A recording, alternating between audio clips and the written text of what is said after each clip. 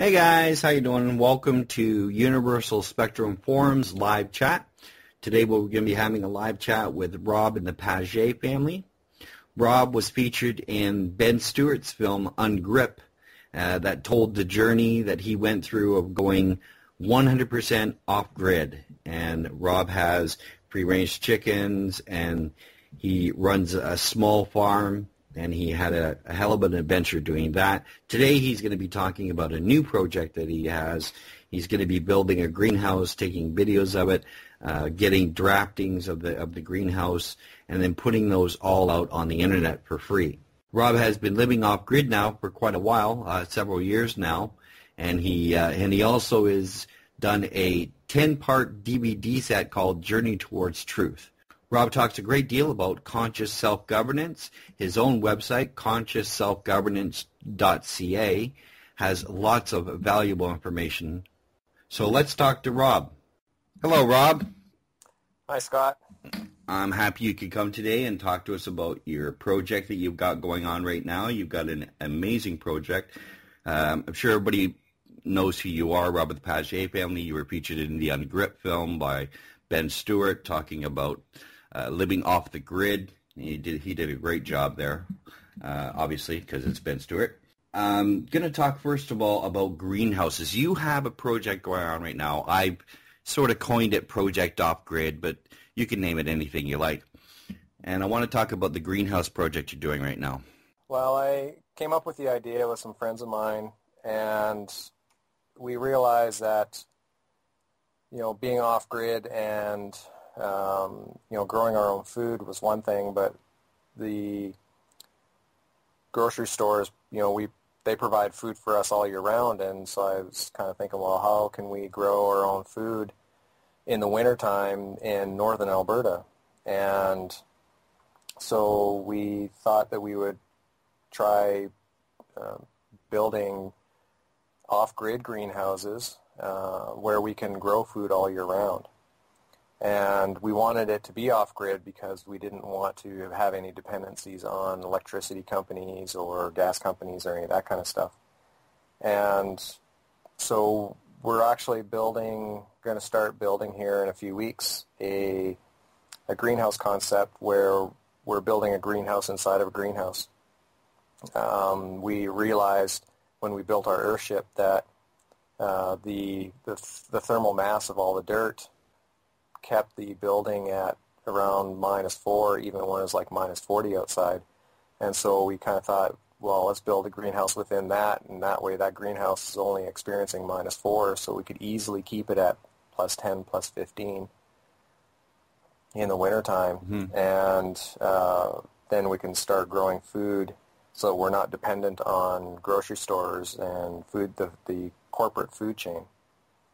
And as such, we had to work out a few bugs and a few ideas, but we're going to build the prototype here this spring. And the intent is that once we get it built and tested, then we want to release the plants for free for people and help communities or individuals build these all over the place so that we can start empowering people to grow their own food.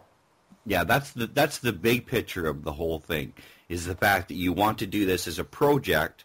You're going to film the project, put the building, it'll be like the building of the greenhouse, give all the plans out, and put it out as like a free package to anybody who wants to do it, right? I think that's awesome.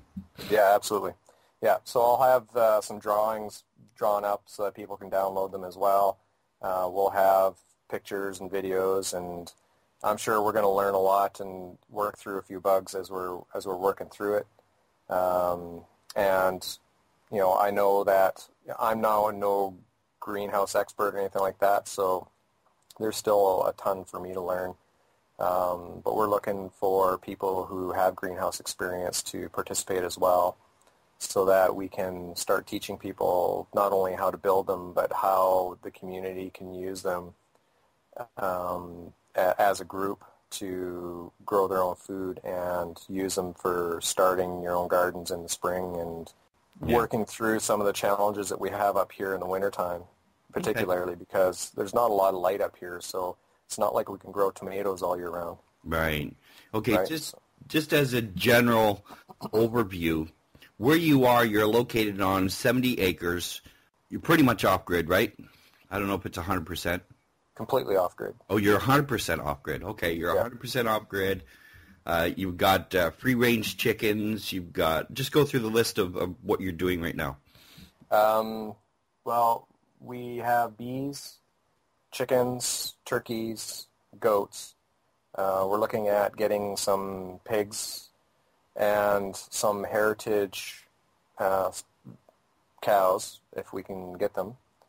And like you said, they're free range, so our goats are literally running around the yard, and we're building chicken tractors for our chickens so that we can graze them out in the pasture.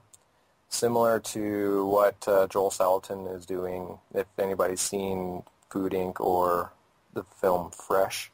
We're using the same kind of concept where we can have them eating and doing, what chickens do and doing what goats do without using any chemicals or pesticides or any of that kind of crap. Good on you, and train as many people as possible. The other thing is you're going to be building earth ships and earth ship cabins. Right. The cabins is we're going to look at building like an earthship cabin, a straw bale cabin, cob, even a container cabin, like a sea can container, and a traditional stick-built cabin, so that we can have people come out and experience the different types of structures, because people talk about these structures all the time, but there's not a lot of opportunity to actually experience what it's like to live in them. And so we want to have them out here so that people can come out, take a look at them, stay a night or two, see what it feels like to live in these things off-grid.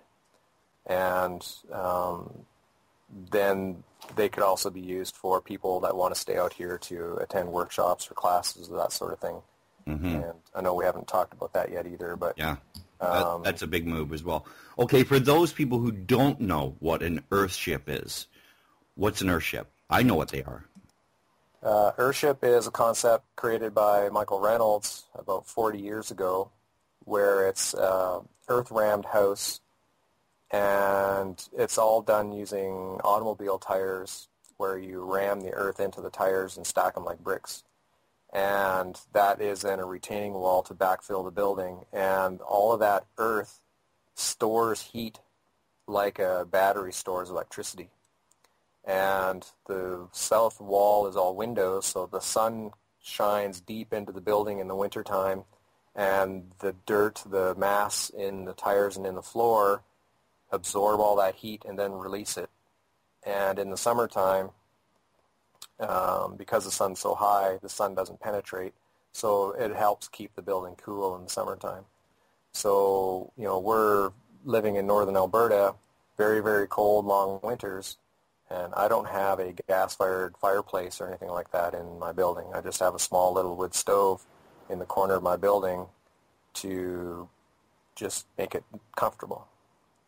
These buildings perform really, really well. We have two of them out here. The one's been empty for 3 years, nobody living in it, and it's never, ever frozen, even in the minus 40-degree weather in the wintertime. So the whole concept with the earthship is to build houses with materials that are laying around. The earthship collects water off the roof. Water is stored in cisterns, and when we're done the building, we'll also be treating the water off the sinks and the showers in gray water planters. And we have solar panels for electricity, and so the building helps collect and treat everything that we need to run the building and to keep ourselves warm. Wow, yeah, the earthships are pretty amazing things. I mean, they take the sewage, at least some of the ones that I've seen. They take the sewage and they reprocess it. They also process rainwater as well. Does yours do that? Yeah, we decided not to create any sewage, so we're just composting any of the human waste. rather than dealing with all the black water. So the only thing our building generates is gray water. For those that don't know, gray water is the water that comes off your showers and your sinks and your washing machine. Black water is what you flush down the toilet. So we don't have a flushable toilet. Instead, we collect it and compost it instead. So we're not dealing with all that sewage. Okay. So you've got, how many earthships do you have right now on the property? There's 2 out here right now, and when the project's done, there'll be 3. The third one will be much, much smaller. It'll just be like a little 300 square foot cabin kind of thing. Okay. And after that, I guess you're planning to build some more cabins as well. Yeah, and the other cabins will be straw bale, cob. We're seriously looking at building one with the sea can container and a traditional stick-built cabin. Okay, let's get into the big move right now. I want to talk about your community kitchens that you're going to be doing. So this is a pretty broad concept that has many steps to it. The greenhouse, the building of the greenhouse, the filming of the greenhouse, the drafting of how to build the greenhouse. All of that stuff is coming out in stages, as well as some other things you're going to be doing, like you're going to be holding lectures, giving talks, and of course you're going to have to build a room for that unless you already have one. Do you already have one? Well, our plan is to use the first earthship that we built out here. I still want to, we still need to purchase it off the family that partnered with us when we first started, but when that's done, that earthship will be set up as a community kitchen and an open space so that we can have workshops, classes, community gatherings, any of those sort of activities that we want within the community. And, that could include, canning, baking bread, learning how to make wine, slaughtering chickens, any of the activities that we would be doing for food preparation or, learning how to sew or any of those kind of things that most people, may not have an experience in because most people live in the city now and purchase all that stuff. And so we're working on establishing a facility so that we can start teaching people these things again if they want to learn how to take care of that for themselves. Yeah, this is the important part. Because you're 100% off-grid, there's many steps that you took to get to this point, and I think it's important for you to, teach people who are willing to learn about this information how you did it, what steps are involved, what to avoid, what pitfalls there are, what benefits there are, all of this sort of stuff. I think it's very, very important if you have a lecture hall. Yeah, I agree. And, even for myself, there's still a lot to learn. There's still a lot of things that I still don't know. However, I want to bring people in that knows, these skills. And a lot of them, I believe, are elders. There's a lot of things that our elders did when they were, little kids or teenagers or even young adults that we just don't do anymore. And we found that when we started living off-grid, a lot of the problems that we were running into, well, the solution was what people did, 50, 100 years ago. And so we started moving back to some of those old ways of doing things with new technology. But the intent is that, my parents or our grandparents, they have a lot of knowledge, and I believe that, we can start asking them some of these questions and make them feel like they're an integral part of our community again instead of, sticking them in old folks' homes and trying to forget about them. And in fact, we just built a house out here for my mother-in-law with the intent of her staying out here and us looking after her. And I believe that that's, what family is all about and trying to, move back to some of those older values and, have the family work together multiple generations. And so, I'd love to, talk to people and have people come out who have some of these experiences to share with people who are willing or interested in what they have to say. I'm sure, yeah. I mean, if you do have like a small little lecture area, you could bring speakers in. Like you could bring speakers in from all over the country or other countries if they're willing to come out. Yeah, absolutely. And the whole point is to have it open so that, if we needed to set up a lecture, then, there's enough space out there to, bring people in and have these lectures. But also, the garden is a lecture room, and the chicken coop is a lecture room, and, the forest that we have out here, we have 65 acres of bush. That's a lecture room as well, too. So, there's lots of different ways of using the property, right? That's true. I agree with that completely. The community kitchen. Tell me a little bit more about the community kitchen, because we were talking just the other day about the community kitchen concept. You brought up some things that I thought was very interesting about people going in there and doing canning as a group, and how, because I brought it up that if someone goes in and makes like 300 cans of rhubarb or jam, they could use the 50 for themselves and then give the other 250 out to the group, to their friends and relatives. And you said, well, what about if everybody's doing it together at the same time, a large group of people? Could you talk about that? Yeah, the intent of the community kitchen was to, have the facilities that people can use to come in and do the canning or food preparation or any of that kind of stuff.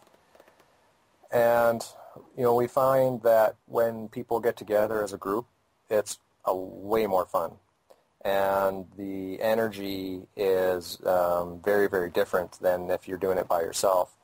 And so having the equipment in a central place for, a community, whether it's, 10 or 100 people, whatever, we can get together in the fall. And, one day, we could all be making jams. And, the next day, maybe a bunch of people are making bread. But the point is we're doing it together and we're having fun, we're socializing, because I believe the social aspect is very, very important for our own emotional and spiritual and even physical health. And, so if we get together and do these things together, then it's more fun and it doesn't feel like work anymore. Plus we can get a lot more done, and we can share any of the produce or any of the proceeds that we have. So, maybe some people are doing jams and some people are, freezing rhubarb, and other people are making bread. And then when you're done, then, we can trade amongst one another, and then you go home with all kinds of food, even though you may have only been working on just one type of food. And, when we're growing our own food in the gardens and growing our own livestock and that sort of thing, part of this process is to learn how to prepare it so that we can preserve it through the winter time, because we don't have the sunlight or the environment up here to be able to grow food all year round. So we still have to live within the nature's cycles. And, fall time is all about preserving and freezing and canning and storing food for the winter time.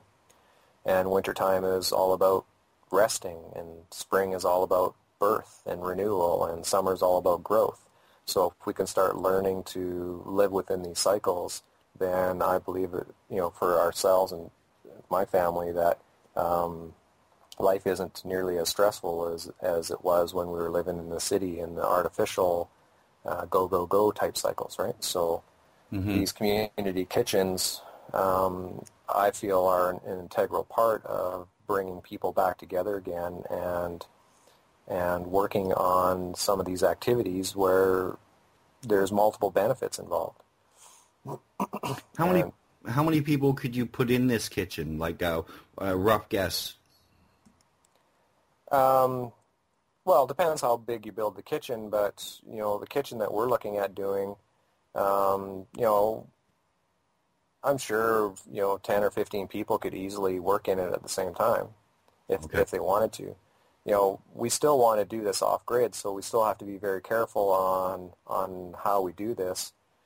We just can't throw in, 5 electric stoves kind of thing, because there's no way we can power that kind of stuff. So there's still going to be some creative ideas involved to make sure that we have the facility required for people to still do their canning and that sort of thing. But I'm sure as the idea moves forward, people will have suggestions. People may have contributions to make.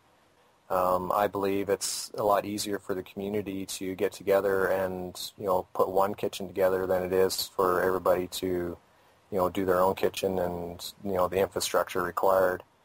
So, I think it's beneficial for the community to get together and think about these things, especially if we're living off-grid and having to do this stuff ourselves. Okay. Seiss has a question. Did you want to just unmute your mic and ask that question, Seiss? Hello. Hi. How you doing? Thanks for taking my question. What sort of electrical power are you able to generate from the sun? Right now we have 1,500 watts of solar panels. So in an hour we can create or generate 1,500 watts on a sunny day. Just so you know, put it into perspective, the amount of solar power that we generate and use in our home here is around 4 to 5 kilowatts a day. And when we were in the city, we were doing around 400 to 600 kilowatts a month, which works out to, just doing some rough math here, about 17 kilowatts a day. So we've significantly reduced the amount of power that we use, mainly by not having electric stoves, dryers. Furnace definitely helps. So all we're really running is our computers, TV, refrigerator. During the summertime, we still run a deep freeze. But other than that, our power usage is actually very low compared to most people that are on grid. Are you using your power on DC or AC? And if AC, are you using an inverter? Yeah, we have the power is stored in batteries in DC, and then it's inverted into AC, and the house is wired as a normal on-grid house using AC power, so that we can use normal appliances, normal TVs, that kind of stuff. We could run, lights that are DC. My fridge could also run DC, but when we went and installed it, we wanted to keep it fairly simple and utilize technology that I was already familiar with. So technically speaking, I could have set up everything to run DC if I wanted to, but those are some of the choices that we made at the time. Thank you very much for your answers. You're welcome. Didn't you also have a question about wood-fed stoves or wood-fed ovens? Yeah, we still use them over here in Ireland in some older houses. I suppose they're synonymous with big houses in England. They're called agas. They've gone over to electricity and oil, but they used to be dual purpose where you could burn all sorts of things. Yeah, we have a wood fire stove to heat with, and part of finishing the Earthship, I want to build a masonry heater which has a oven in it as well too, so my wife could cook or bake bread or pizza, that kind of stuff in the oven. And you haven't tasted pizza until you tasted it cooked in one of these things. Because my neighbor has one, and man, does it taste great. Absolutely. What I found interesting in our discussion yesterday, you were saying how in the greenhouse itself, you're going to have fish in there. Could you talk a little bit about that? Sure. What we want to do is we want to put fish in the greenhouse. We also want to put fish in our dugout as well, too. The tilapia will stay in the greenhouse. Tilapia is a plant eater, so they can eat some of the plants that we're growing in the greenhouse. and we want to put trout in the dugout, and this provides us with a source of fish as well for us and our community. I'm just learning about this, but also fish waste becomes plant food as well too, so we can then start circulating the water within the greenhouse. And there's several videos online where we got the ideas from, and so we want to try it out and see how well it works. And I know tilapia is very sensitive to temperature, so we have to make sure that the water doesn't drop below 10 degrees Celsius. So it's really important that we maintain a good temperature within the greenhouse to make sure that these guys don't get too cold and die on us, right? So right. So your first season will be like trial and error time, but it's been like that since you began. Oh, absolutely. That's all it's been out here is try this, and oh, that doesn't work, so we'll try this, and oh, that works, great. We'll continue with that. But that's what life's all about, though, right? You learn by trial and error and figuring it out and see what works and what doesn't work and talk to people and share ideas, and that's what it's all about, right? So absolutely. You just had a big birth in your family. Yeah, yesterday we just hatched out 273 chicks. And we had about 300 about 3 weeks ago. We have heritage chickens, and we hatch our own chicks. That way we're not dependent on any hatcheries. And this hatch that we just hatched out yesterday is actually going to other people now. We already have our chicks out in the field in chicken tractors. And we raise chickens for eggs, obviously, which ends up being some of the best tasting eggs ever in the world, in my view. I've had many of our customers take our eggs and do blind taste tests against farm markets, farmers markets, and even eggs that you get in the stores, and our eggs always beat them. So I believe it's because of the way we raise our chickens, the fact that we don't use any chemicals or inoculations or drugs or any of that kind of stuff. Our chickens are, running around the yard and eating bugs and mice and grass and whatever they can find. Absolutely. And because we raise our own chicks and the way we treat our chickens, it just makes the best tasting meat and the best tasting eggs. And no comparison. No comparison. Yeah, I have no doubt. That's great that you're doing that, and of course the community around you benefits from what you're doing because you do sell the chicks. Yeah, and one of the things I want to get into once we get everything done here and get everything established is that I want to provide chicks or chickens for people or eggs or bees, goats, that kind of stuff. So later on, if somebody wanted to, take the step and move out into the country and get started, then I can say, well, you know what? Here's a dozen chickens. Here's a beehive. Here's a goat. Here's a pig. Here's a greenhouse. There you go. And, it's a wonderful way to help people get started and move from being so dependent on the corporate system to becoming independent. And I believe that there's a tremendous value to having this available for people because for me it was very, very difficult to get started and I didn't know how to get started or what to do or any of that kind of stuff. So people can come and see how we're set up and I can provide them with livestock and ideas and designs and that kind of stuff to make that process a little easier. Well, you've come a long way from all that work you put into doing the film Ungrip, and that process that everybody watched you go through on setting up, getting everything organized to be off the grid, and the trials and errors you went through that film, and all of the wonderful information that was within that film, and teaching people that this can actually be done. I think the community of off-grid living people is getting larger, and I think a lot of it has to do with films like Ungrip. Yeah, and I know for out here, it's still kind of slow, but I do know there's a lot of people starting to ask the questions and entertaining the idea. I can't even count how many people are talking about building airships, or, people that bought our chickens, they're raising their own livestock now, and I think that's absolutely wonderful.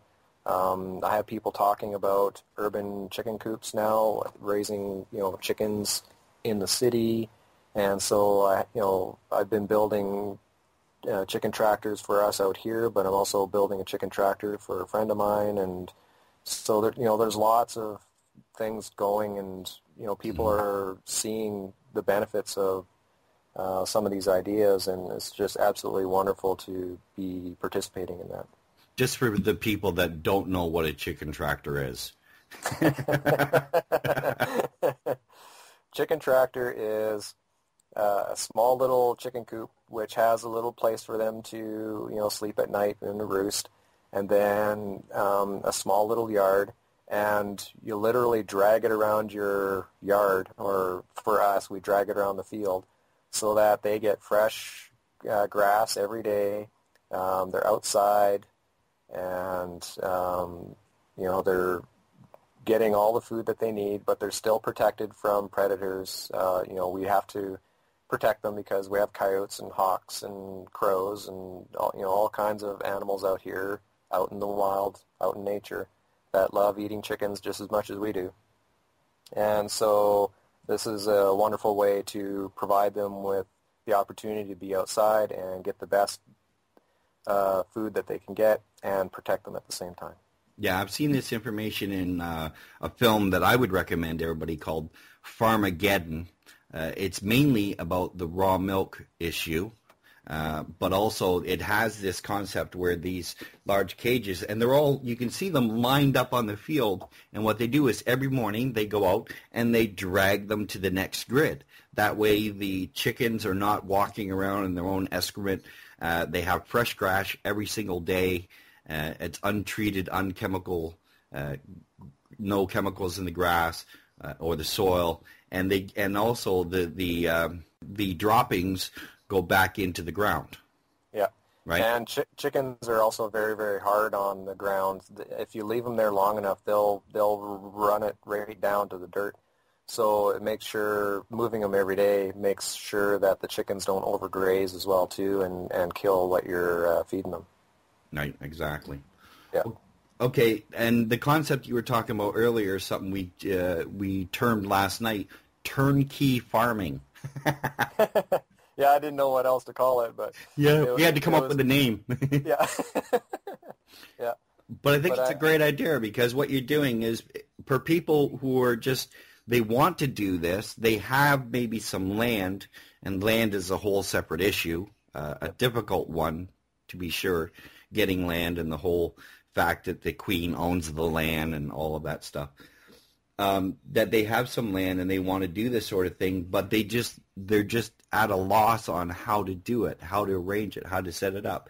So if you set them up from the beginning, and maybe even you give them your plans for the greenhouse, you show them the video. Here's the video. Here's the plans. Here's what we've done. Here's how you look after the chickens. Here's you give them all this stuff. Then they're basically starting fresh, running, and that's a big deal.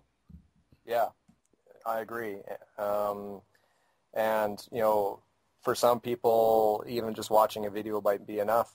But for other people, they may need more hands-on, and that's why the cabins come in, is because they can come and they can actually, stay here for a weekend, look after the livestock, and, see what it takes to look after chickens and goats, and learn how to milk a goat, or how to collect eggs, or all that kind of stuff that most people don't know anymore, because only 2% of the population live on farms anymore. So that's 98% of the people in Canada that may not even have any experience on what it's going to take to look after or grow their own food or any of that kind of stuff. So yeah. This is interesting, because what you could do is you could have a weekend where you do lectures, and at the end of that weekend, if people want to sort of take you up on that offer and learn about the process, and then you provide them with the essential things that they need to get going. They have the information. They've actually trained on it a little bit, and then they can go and do it. That's a very good process, I think.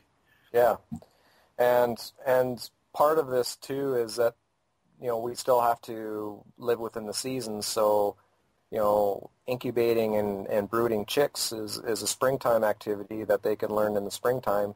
But come fall, you need to learn how to slaughter your chicken or how to prepare them for wintertime if you want to keep eggs all winter long.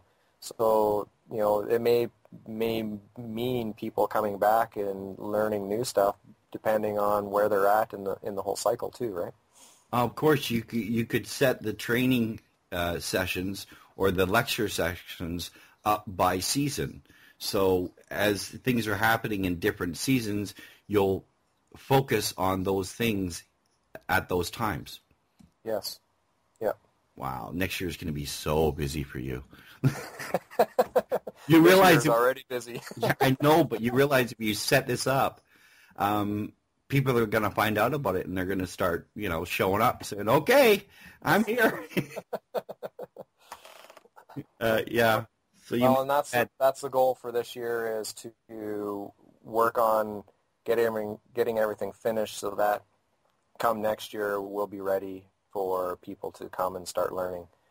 Mind you, there's lots to learn this year too, because the learning of getting things set up and that sort of thing too. There's a large value there too, but it's difficult getting all the infrastructure in place when just a few years ago this was like a bare field, right? So we're essentially homesteading and building everything from scratch. So that takes quite a bit of effort. Okay, you just made a video with Ben Stewart about the upcoming greenhouse project. That'll be available when he gets finished his tour. Yeah, he'll be back home. I'm not exactly sure when he'll be back home. He's in South America somewhere, I think. When he gets back, we recorded some video, and so he's going to put together a small little follow-up to Ungrip, where we're going to be talking about this project and some of the ideas behind it, and get it out there so that people have a good idea of what we're trying to do out here. So when that'll come out, I'm not exactly sure yet, but give it a few months. Yeah, absolutely. So you're going to be doing this for the rest of this year and next year as well. You're going to be a very busy boy, especially if you start bringing people in to do lectures. Rob, you've actually got so much property there. I mean, you've got a good amount of property. I was mentioning this to you the other day, and I do have a question after this as well that Seiss asked, that you could literally just set people up on tents just in case. Let's say this takes off, Rob, and it goes nuts, and hundreds of people show up, or even 40 people show up. You're certainly not going to be able to put them all in a cabin or two. But if you have that land, you could put them in tents and stuff. They could just stay in tents and then come to the lectures and then, learn what they want to learn on their own, time frame. Yeah, I got 65 acres of bush, and, some of that will be set up for paddocks for our livestock. But I wanted to keep most of it wild and virgin, so if people wanted to come out and set up a tent out in the middle of the bush somewhere, they're more than welcome to do that. That's where the cabins are going to be, so there's lots of room. Oh, really? You're putting the cabins closer to the where the trees are and everything? That's great. Oh yeah, cabins are going to be way in the back. Oh yeah. You're not going to see a neighbor in sight when you stay in one of these cabins. So. Wow, that's actually pretty cool that you think about it. For us, we're right beside the river valley, so we got lots of moose and deer and coyotes, and we seen a wolf here the other day. There's been reports of cougars, not to scare anybody, but Okay, I'm yeah, just saying there's lots of... I was coming up right until you said the word cougar. I've never seen them yet, but local radios have been warning people about cougars last few weeks due to apparently there's a problem with the small animals, so there's not a lot for them to eat, so they're moving around quite a bit right now. But that's the reality. We're living in harmony with nature is we got to be consciously aware of where we're living and learn how to live with them, right? So. Absolutely, that's a big part of what you're doing. Actually, Seiss had a question about hydrogen. Seiss, do you want to unmute and ask that? Yeah, hello again. Have you thought of generating hydrogen from any excess solar energy you're getting on the DC cycle? Yeah, there's lots of ideas. We get people saying, "Oh, yeah, have you looked into this? Looked into that?" What we want to do is use the excess solar to heat water.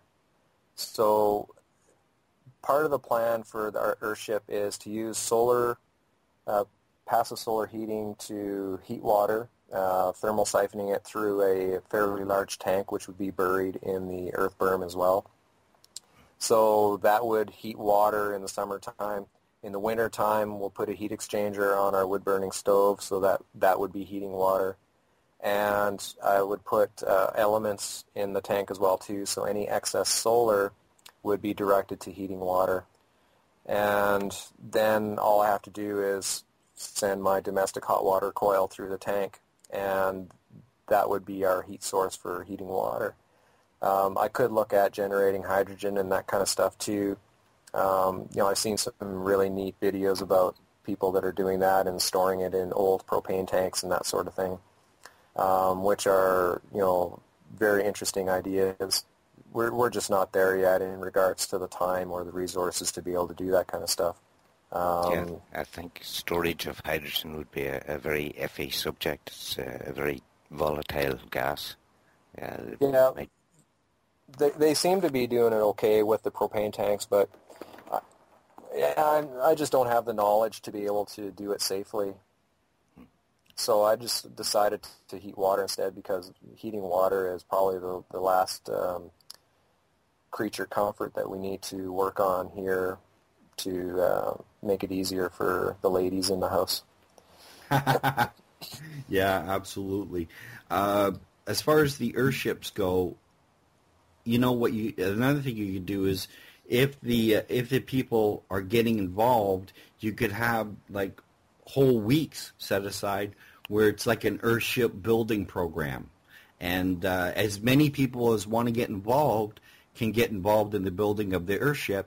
Let's say August, a nice time of year. It's it's a good. You're not going to freeze. You're not going to. It's not going to be too bad. The weather out there is beautiful. You could have like a whole week or 2 weeks set aside where it's just an open concept. Anybody who wants to come and learn and interact and help out, they could do that. You could put it out as a sort of a release. Hey guys, we're doing it during these 2 weeks. Show up and help out and learn. Yeah, and that's what we're going to do with the cabins is when we do the Earthship cabin, show up, learn how to build an Earthship. When we do the cob house or the straw bale house, show up and learn how to do those. And those are opportunities to learn while we're building infrastructure. But I wanted to also, comment on what, is it Cease? Is that how you pronounce his name? Part of the project is there are alternative energy ideas and that sort of thing. And I've often talked to people and I said, you know what, if you have a zero-point energy generator or, you have some of these things, I have an open invitation to people and say, hey, you know what, bring them out and let's try them out. The wonderful thing about what we're doing out here is because we're off-grid, we're not going to destroy the grid or any of that kind of stuff by trying these things out. And so we can, implement them and put them under real-life situations and compare them to what we've been doing with our solar energy or that kind of stuff, and use it as a showcase for some of these ideas so that people can see that, yeah, these things actually do work, and you can actually make them work, and you can survive with them, and they'll do meaningful work. And because right now a lot of these ideas, people see them on videos or YouTube, but where are they? So part of this project is to provide the infrastructure so that we can showcase them and test them out. It's a wonderful concept. Yeah, I agree completely. Does anybody else have any other questions? We talked about the greenhouse. The greenhouse is going to be a double greenhouse. You're going to have fish in the greenhouse.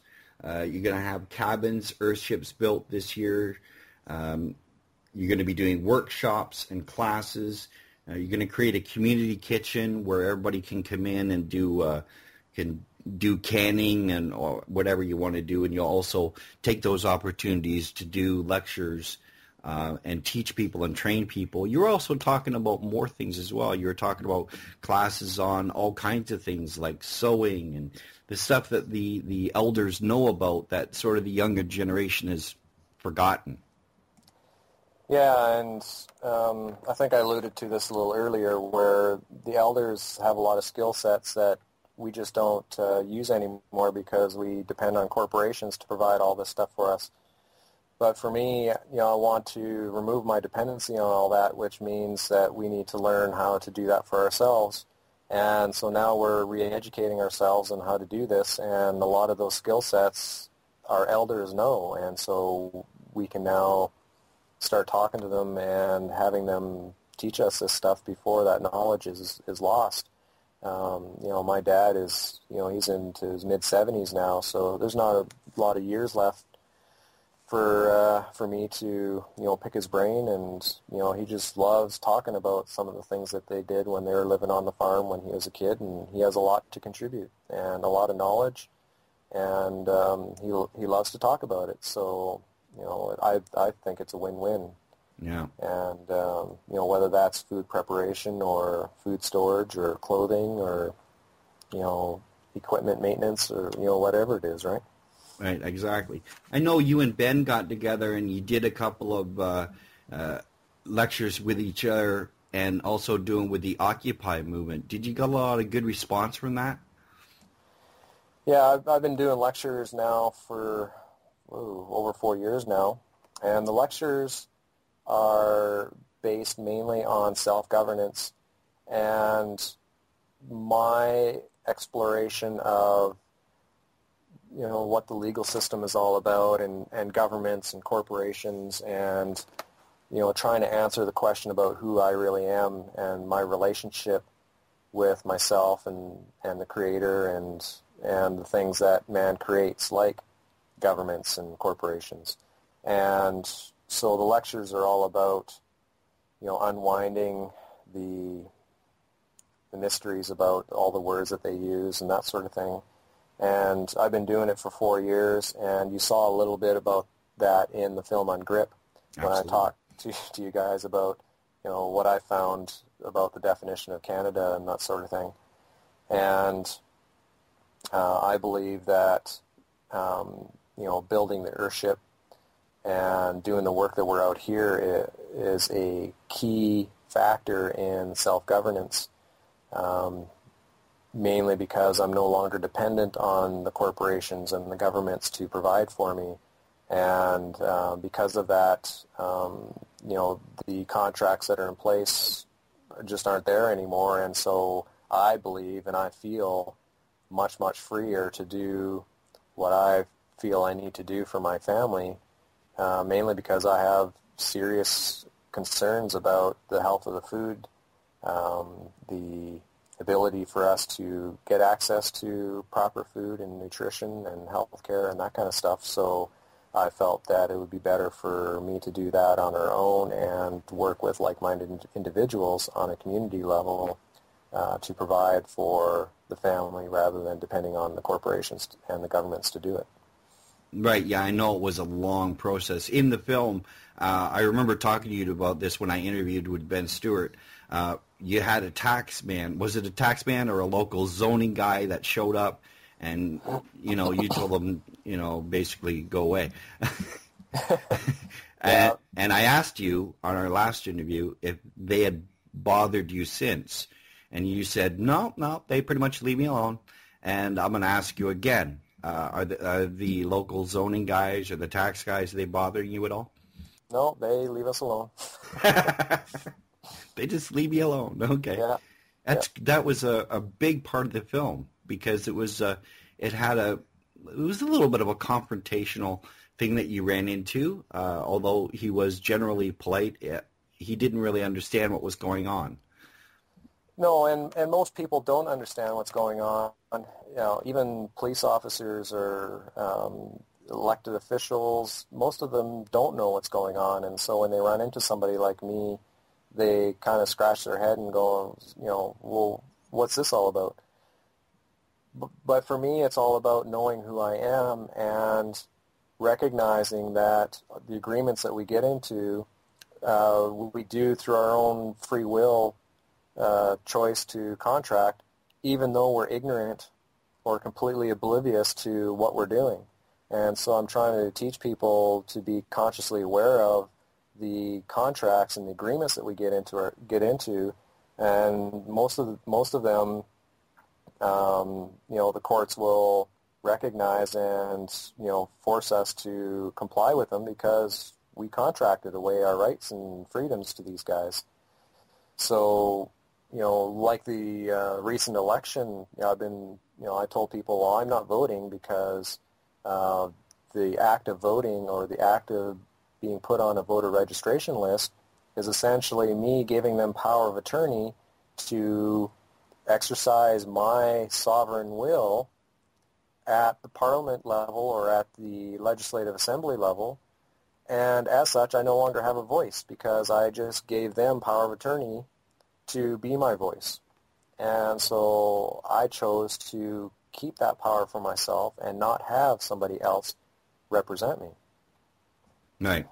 And, most people are taught, and I know I was taught when I was a kid, that if you don't vote, you don't have a voice. And in my view, based on the research I did, it's actually the opposite. If you do vote, you don't have a voice. Right. Because you've given it away. Yeah, I think George Carlin says, if I don't vote, you can't blame me.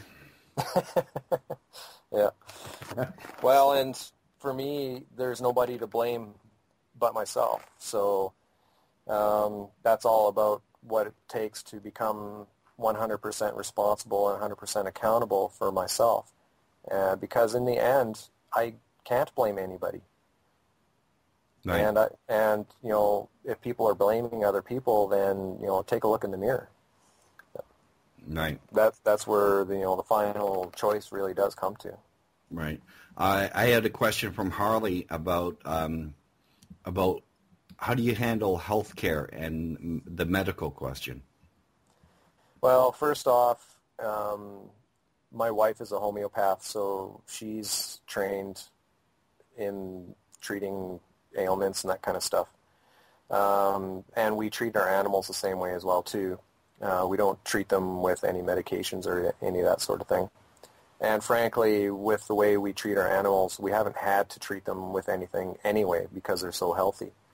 And we find that because of the food that we're eating, because of the homeopathic treatments that we took, the emotional work that we did, we just haven't had any need for any doctors, any of that sort of thing.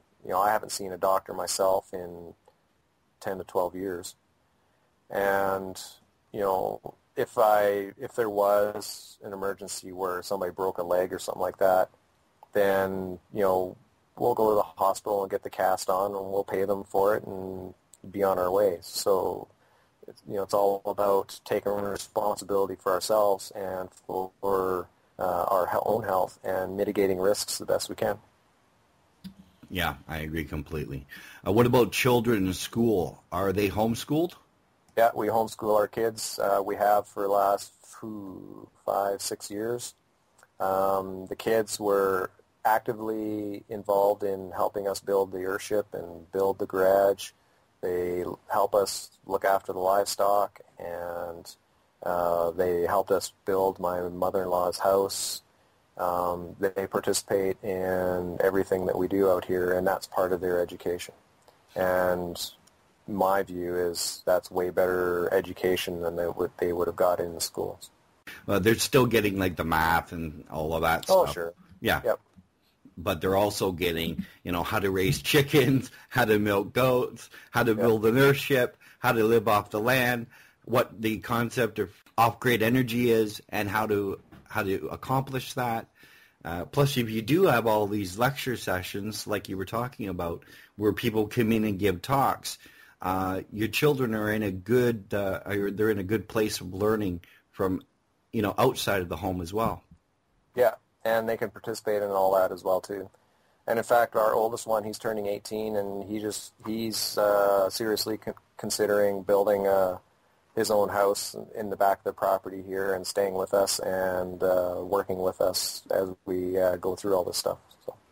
Really? See, that's amazing. Your son's turning 18, and he wants to stay home. Now, Of course, he's going to have his own airship, right? He's actually looking at building a container house. So it'll still be partially buried, so he has access to thermal mass. But he's looking at taking 2 sea-can containers and welding them together and cutting out the inside and then finishing off the inside like a house. But it's built out of sea cans. What are sea cans? The shipping containers. Oh, okay. Sea can containers that you see on trucks and trains and on ships that they use for shipping produce or goods and materials overseas and that kind of stuff. All right. Well, these sea cans, when they come from China, they come here, and sometimes it's actually cheaper to store them here than it is to ship them back to China empty. And so you can pick up a sea can now for $3,500. Okay. And they're anywhere from 20 to 40 foot long, right? Right. So he's going to take 2 of those bad boys. Is he welding them end to end or side to side? Side to side. Okay. Yeah. So you do it side to side and then cut out a little doorway? Yeah, you can cut out a big arch in the middle, and that way you have a 40 by 16 foot space for you to finish a couple of rooms and a kitchen and a living room. And you partially bury them underground? Yeah. Okay. What about do you trade? Do you trade your goods with other people that are in the same sort of situation you are? Do you say, look, I have some chickens, I'll trade you for this? Do you do that? Yep, we trade chickens and eggs and chicken meat sometimes, and so we're I'm looking for any opportunities to do barter or trade in exchange for other things as well too. I'm trying really hard to remove my dependency on cash as well too, but the reality is I still depend on it a little bit to pay for our phone bill and internet bill and fuel for our vehicles. So this is going to be a process to remove ourselves from those dependencies, and as more and more people decide that they want to live this way, then it'll become easier and easier. But right now we're kind of by ourselves, and so there's still some dependency on cash. Right. I mean, I'm sure that'll lessen as time goes on and more people become educated on what you're doing. I had a question from Jency. Do you have any regrets with your decision to live off-grid? Is there anything you miss about living on-grid? Well, living off-grid for us, like for myself, I enjoy it. Some people find that the lifestyle is challenging and difficult because it's so different. We're constantly, monitoring our power system to make sure that we're not taking too much power, and constantly monitoring our water. And, there's lots of daily activities that we need to do to monitor everything and make sure that we're living within our means. But some days it'd be nice just to, jump in, have a shower, and not worry about the power. And some days I'd love to pick up the phone and order pizza, but where we're at, it's delivery charge will probably be $100. But but the thing is I can't eat any of that food anyway. Whenever I eat out now, my guts just don't like that food anymore. I can't eat fast food or in a restaurant or anything like that, because that food just doesn't agree with me anymore. Right, you're so used to living within the no GMO seeds. All your chickens are heritage. Everything's free range. It's ground fed, and they can eat bugs and whatever they want. So basically, because of your environment, and this is something Manny just said, because of your environment, your body is changing. Yeah, absolutely. And part of this, what the hardest part for us was to learn to live within the cycles of nature rather than the way we did when we were on grid. For example, today is a nice sunny day. So today is the day to do laundry and to, build things because, I still have saws and air compressors and that kind of stuff to run my tools. But when it's a cloudy day, then that's not the time to do that kind of stuff. So, sometimes it's a bit inconvenient because, your underwear drawer is getting kind of empty and you're sitting there, okay, well, sun, we need some sun today so we can do laundry. But that's just the way it is, right? Right. But the great thing about it, though, is a sunny day is a great day because we have the power. A rainy day is a great day because, now we're collecting water. A windy day is a great day because we have a wind turbine, so we're making a little bit of power. It doesn't matter what kind of day it is anymore. It's a great day. Nothing to complain about because we're always receiving something from whatever we have. So it's a different outlook and a different view on how dependent we really are on Mother Nature and how much she's providing for us.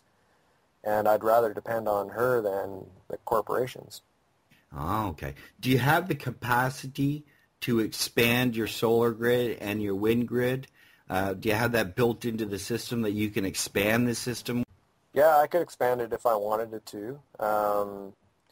For us, it was a exercise in reducing and living within our means. If I had an extra $20,000 or $30,000 kicking around, then yeah, I can build a real large system, and then it wouldn't be any concern at all, right? Right. But again, it comes down to cash and doing what we can with what we have. Right. But as you go, you can add to it slowly. I mean, you don't have to go big or stay home. That's right. Yeah.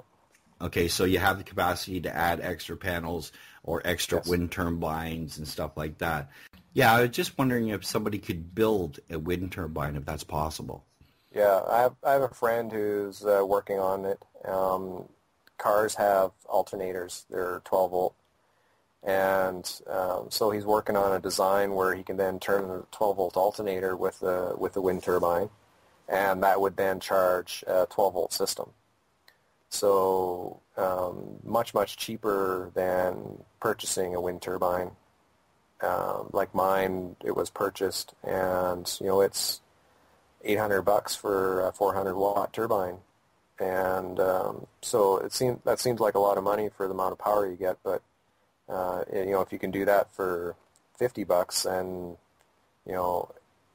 go to your local salvage yard and pick the parts and spend the time, right? Right. I mean, you're basically doing it for free. All you're doing is your time, right? And a little bit of money. Yeah, and for me, I have got lots of time because I don't have a full-time job, right? So I got time to tinker and play around with things and try things out. And, for example, our chicken tractors, I just spent the last 2-3 days building chicken tractors, and it only cost me $30. A few materials, most of the materials I scavenged or people donated.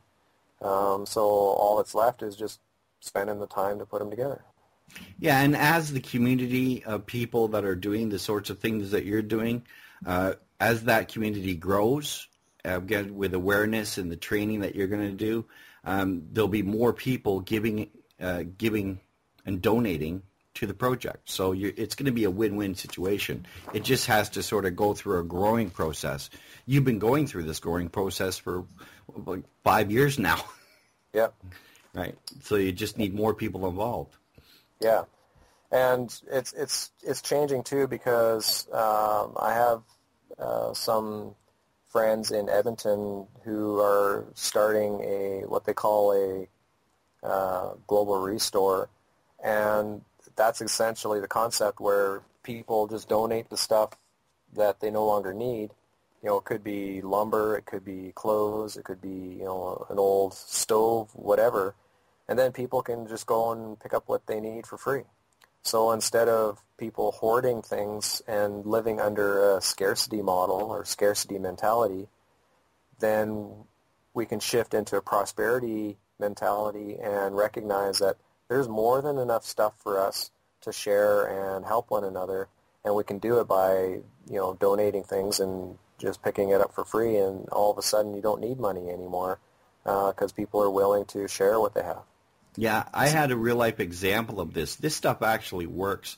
Last year in Toronto, we had what was called the Really, Really Free event, and we're going to be doing it again this summer. And what it was people just brought stuff, and they had lined up all these picnic tables, like, I don't even know how many they had. They must have had 50 of them or so. And you would just bring your stuff, dump it on the table, arrange it nicely, and just say, it's free. It was interesting that people coming along thought they kept offering money.